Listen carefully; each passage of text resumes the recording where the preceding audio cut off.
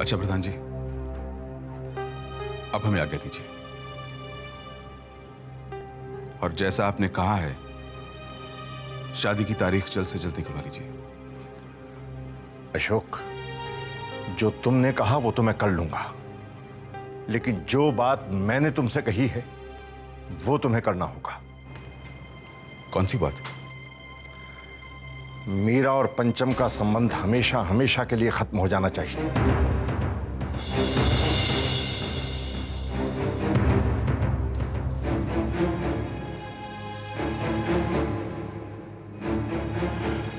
आप उस बात की फिक्र मत कीजिए प्रधान जी, मैंने आपको ज़बान दी है। चलो राज।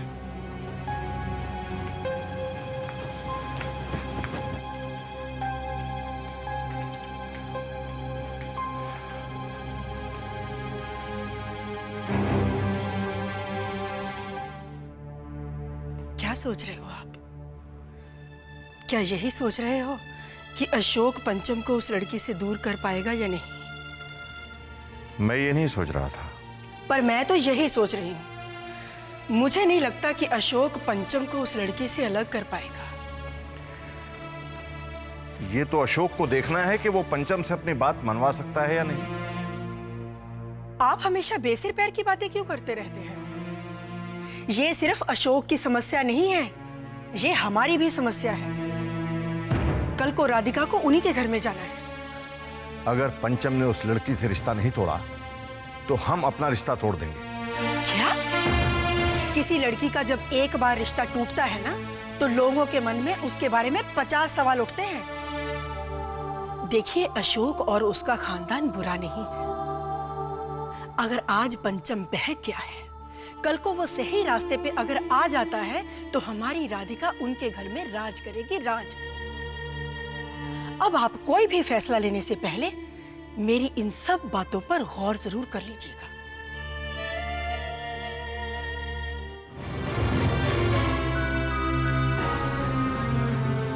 ये मीरा कौन है और पंचम के साथ उसका क्या रिश्ता है? पंचम को मीरा से हर रिश्ता तोड़ना होगा। क्या बात है, आप परेशान नजर आ रहे हैं। नहीं, परेशान तो नहीं राजश्री। मैं ये सोच रहा था कि क्या अब हमें पंचम और मीरा को एक दूसरे से दूर कर देना चाहिए। इंसानियत के नाते जो पंचम कर रहा है वो गलत तो नहीं है ना? देखो, ये बात हम समझते हैं, लेकिन इसकी वजह से प्रधान जी के यहां तो टेंशन होगी ना। और अगर प्रधान जी को यह पता लगा कि पंचम और मीरा ने फिर से मिलना शुरू कर दिया है तो बेकार में रिश्तों पर असर पड़ेगा राजश्री। इस बात की टेंशन तो मुझे भी है, लेकिन मीरा और पंचम का रिश्ता तो एकदम पवित्र है। राजश्री, ये बात प्रधान जी और उनके परिवार वालों को कौन समझाएगा? कोई नहीं समझा सकता उन्हें। इसलिए मैंने यह फैसला किया है कि अब हमें पंचम और मीरा को दूर कर ही देना चाहिए। इंसानियत के नाते तो ये बात बिल्कुल गलत है, लेकिन अगर समाज में रहना है तो समाज के नियमों को तो पालना ही होगा ना।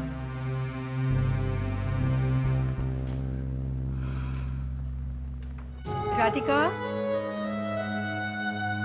राधिका पुत्र, तू क्यों रो रही है? जल्दी ना होवे तो। तुझे रोने की कोई जरूरत नहीं है पुत्र। बीजी, बीजी वो कह रहे थे कि मैंने उस लड़की को भला बुरा कह के गलत किया है। बीजी वो ये भी कह रहे थे कि ऐसा करके मैंने उनकी नजरों में अपना मान, सम्मान, प्यार खो दिया है। यानी बीजी, अब उनके दिल में मेरे लिए कोई जगह बची नहीं होगी ना? ना पुत्र, ना, ऐसी कोई बात नहीं है। ऐसा हो ही नहीं सकता। देख, पंचम को आज अगर लग रहा है कि वो इंसानियत के नाते बहुत बड़ा काम कर रहा है, तो एक दिन वक्त आने पे उसे ये भी एहसास हो जाएगा कि तेरा दिल दुखा के उसने कोई अच्छा काम नहीं किया। बहुत पछताएगा पुत्र। पर बीजी, मेरे साथ ही ऐसा क्यों हुआ? निजी उस मीरा को मेरी जिंदगी में आना था। ना पुत्र, तुझे घबराने की जरूरत नहीं है। हम लोग हैं ना तेरे साथ। पंचम अगर सज्जन इंसान है तो वो पुत्र तुझे दुख देके किसी दूसरे को सुख नहीं दे सकता। डैड, मैंने आपकी बात तो मान ली है, पर क्या आपका फैसला बिल्कुल सही है?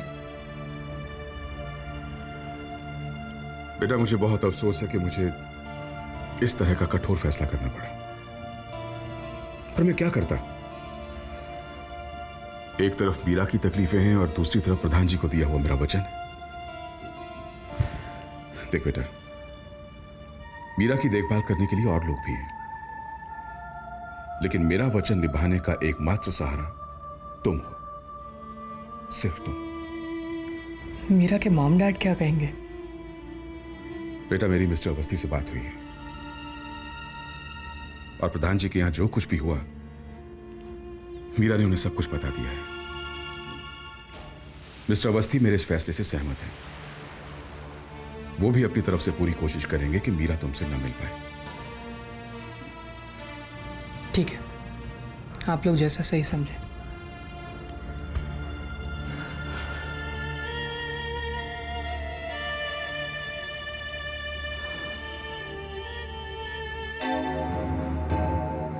पंचम, तेरे अंदर सांच जो बाहर नहीं जनाब, जानन हारा जानी है अंतर्गति का भाव। जानन हारा तो सब कुछ जानता है, लेकिन जिनको सब कुछ जानना चाहिए वो तो कुछ भी नहीं जानते। क्या नहीं जानते? सब कुछ तो जानते हैं, और तुम ही ने तो उन्हें बताया था। हाँ, मैंने बताया था, पर क्या दुनिया तुम्हारे चलाने से चल रही है? क्या दुनिया में वही सब कुछ हो रहा है जो तुम चाहते हो? देखो, तुम्हारे बस में सिर्फ कर्म करना है, कार्य हो जाना वो तुम्हारे बस में नहीं है।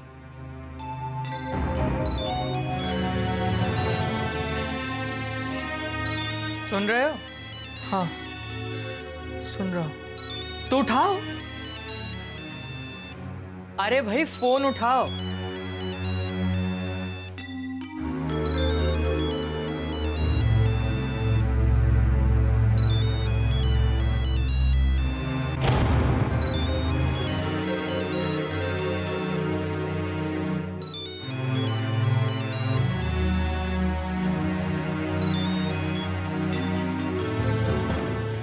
ये पंचम फोन क्यों नहीं उठा रहा है?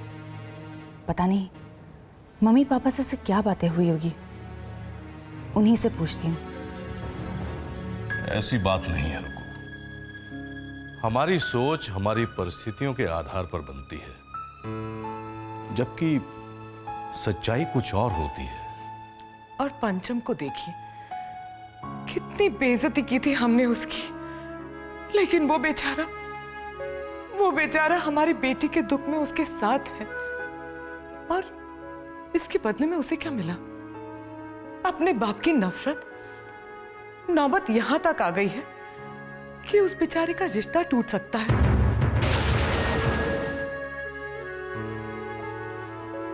बाबूजी, बात 1-2 दिन की नहीं है, सारी उम्र का सवाल है। और हमारी राधिका बेचारी इतनी सीधी, इतनी भोली है कि हाय रब्बा, मेरे को तो बहुत डर लगता है। सही बात है, हर लड़की के माँ बाप को चिंता तो होती ही है जी। अरे बाबूजी, शादी से पहले कोई लड़का अपने होने वाले ससुराल में अपनी दोस्त लेकर आए ना, वो कुछ भी कर सकता है। मेरा तो जी दिमाग ही काम नहीं कर रहा है। पर मैं आपको एक बात कह देती हूँ, आप जो भी काम करना सोच समझ कर करना, पूरी छानबीन पहले कर लेना, ताकि हमें बाद में पछताना नहीं पड़े। बाबूजी, मुझे तो पूरा यकीन है कि उस लड़के के चाल चलन ना अभी भी नहीं बदले हैं। मैं तो आपसे कहती हूँ बाबूजी, किसी को शहर भेज दो ताकि उसके चाल चलन पे कोई नजर रख सके। अब उनके ऊपर नजर रखना, जासूसी करना, ये अच्छी बात नहीं है, और इससे रिश्ते बनते नहीं बल्कि टूट जाते हैं। याद रखो।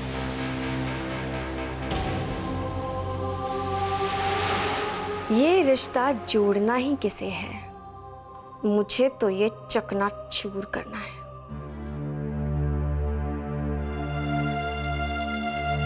Hello uncle, hello aunty.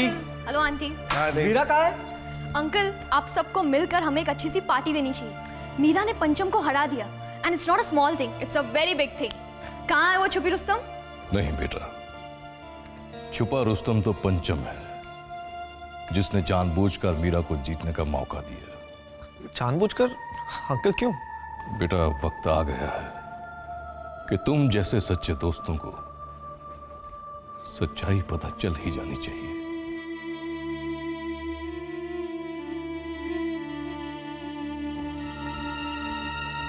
Meera को कैंसर है।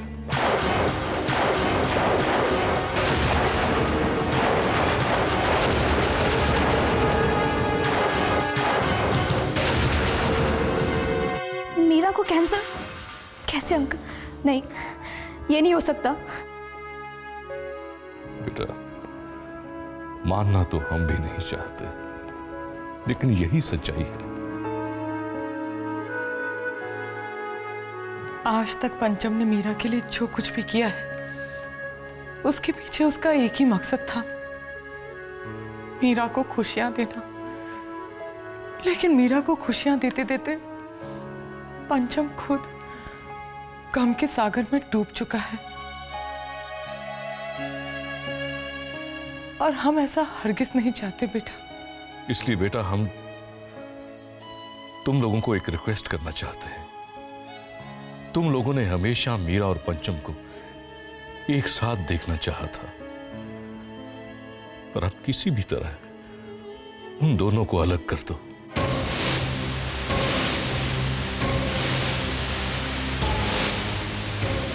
अंकल, हम आपका कहा जरूर मानेंगे, लेकिन क्या हम एक बार मीरा से मिल सकते हैं? हाँ बेटा, चलो।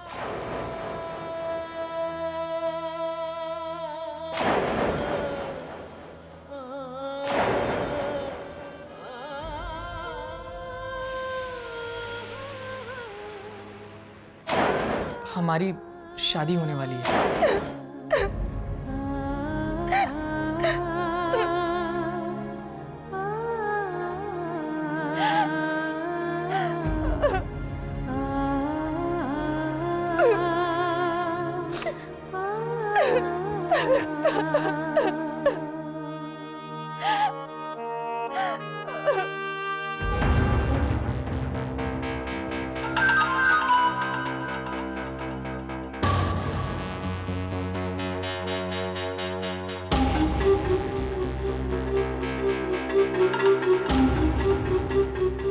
ये क्या तू मिलिट्री की तरह मेरे सामने लेफ्ट राइट कर रही है? तू टिक के नहीं बैठ सकती? मैं कुछ सोच रहा हूँ, मुझे डिस्टर्बेंस होती है। हाँ हाँ, दुनिया जहाँ की सोचो, लेकिन जो बात सोचने वाली ना वो मत सोचा करो। इसीलिए तो मुझे ही मिलिट्री की तरह लेफ्ट राइट करना पड़ रहा है, क्योंकि अब मोर्चा संभालने का वक्त आ गया है। ओ, कहाँ जंग छिड़ गई है? कौन सा मोर्चा संभालना है? आप ना बिल्कुल नहीं समझते हो। देखो जी, मैंने आपसे पहले ही कहा था, पंचम और राधिका की शादी यानी हमारी बर्बादी, इसलिए किसी भी हाल में उनकी शादी को तोड़वाना ही होगा। हाँ, लेकिन ये होगा कैसे? देखो जी, आप मुंबई जाकर पंचम के पीछे साए की तरह लग जाना। मुझे पूरा यकीन है अब भी वो उस कबूतरी के साथ लगा हुआ है। देखो जी, एक बार असलियत बाबूजी के सामने आ गई ना, बस समझ लो रिश्ता यूं टूट गया। मामा जी मेरे को मुंबई कभी नहीं जाने देंगे। अरे बाबूजी को बताने की जरूरत ही क्या है? बाबूजी अगर मुझे पूछेंगे तो मैंने कह दूंगी आप खाद बीज और ट्रैक्टर के पार्ट खरीदने शहर गए हो। हाँ, ये आइडिया हो सकता है। तो फिर सोच कह रहे हो जीत जी, जल्दी करो। मैंने तो ना आपकी अटैची भी लगा रखी है। ठीक है, फिर यही करता हूँ, पकड़ता हूँ गड्डी मुंबई की। देख लेना जीत जी, अगर अपना वार सही निकला तो फिर बाबूजी और अशोक भाई साहब के बीच ऐसी जंग छिड़ जाएगी जिससे हमारे वारे न्यारे हो जाएंगे।